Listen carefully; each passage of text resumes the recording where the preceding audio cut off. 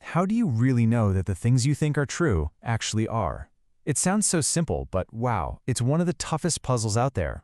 For literally thousands of years, some of the smartest people in history have been trying to draw a map to knowledge. And what they've found is that you can't just get there by accident or a lucky guess. No, they say you need three essential ingredients.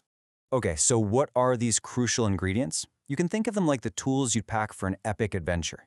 If you're missing even one of them, you're probably going to get lost. So let's break them down one by one. First up, belief. This is ground zero. It's the starting line. All it means is that you accept something as true in your own mind. I mean, think about it. You can't know the sky is blue unless you first believe the sky is blue. It's our own mental, yep, I think that's right. So picture a chef. She tastes her soup, and in her head, she forms a belief. This soup has the perfect amount of salt. She accepts it, but, and this is a huge but, just because she believes it, that doesn't make it a fact. And that leads us right into our second ingredient, truth. Now, truth doesn't care about our feelings or how much we want something to be true. Truth is all about whether our belief actually matches up with reality, with how the world really, truly is. So, for our chef, her belief is only true if that soup actually has the right amount of salt. It's the same for you, right? If you believe your keys are in your pocket, but they're sitting on the kitchen counter, well, you don't have knowledge. You just have a false belief. And that's why belief, all by itself, is never enough. And this is where the magic really happens. Our third and maybe most important ingredient, justification. This is the why. Why do you believe it? Justification is all about having good reasons, solid evidence to back up what you think. See, knowledge isn't about being right by dumb luck. It's about being right for the right reasons. Let's say your friend Sarah believes it's going to rain today. Is it just a hunch? Nope. She pulled out her phone, checked 3 different reliable weather apps, and guess what? They all say rain is coming. Her belief isn't just some random guess. It's justified. It's supported by evidence. Okay, so now we have our 3 tools packed for the journey: belief, truth, and justification. It feels like we're ready to go, right? But hold on. There's this huge obstacle that philosophers love to talk about, a challenge that tries to pull the rug out from under our justification. And here it is, the skeptic's ultimate weapon. What if all your evidence, everything you're seeing and hearing right now, is just part of a super realistic dream? I mean, seriously, how do you know you're not dreaming right now? If you can't be 100% sure you're awake, how can you really justify anything? The skeptic's logic here is actually pretty slick. Let's walk through it.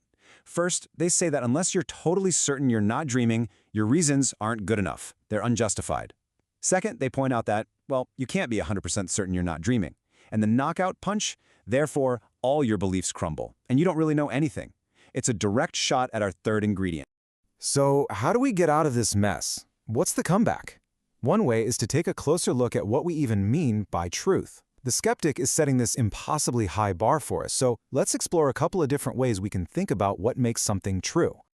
Okay, so we've got 2 main models. First is the coherence model. Think of this one as a horizontal fit. A belief is true if it just fits. It clicks together perfectly with all your other beliefs, like pieces of a giant jigsaw puzzle. Then you've got the correspondence model. This is a vertical match. A belief is true if it lines up directly with the facts of the real world out there, completely separate from what you believe. Let's make this super simple. Take the statement, "There is a cat on the mat." For the coherence model, that's true if it all lines up.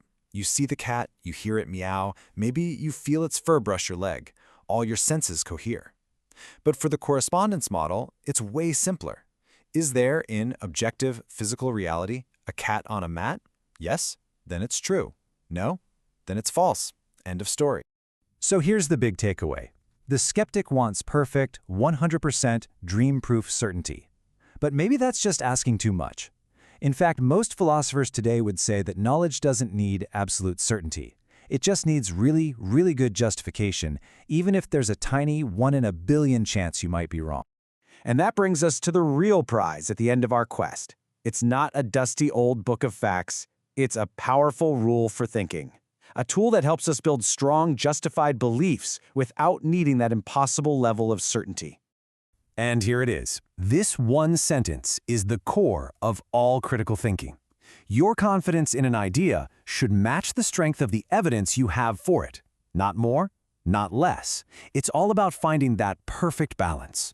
And this simple rule breaks down into 3 clear actions. If the evidence strongly supports a claim, the rational thing to do is believe it.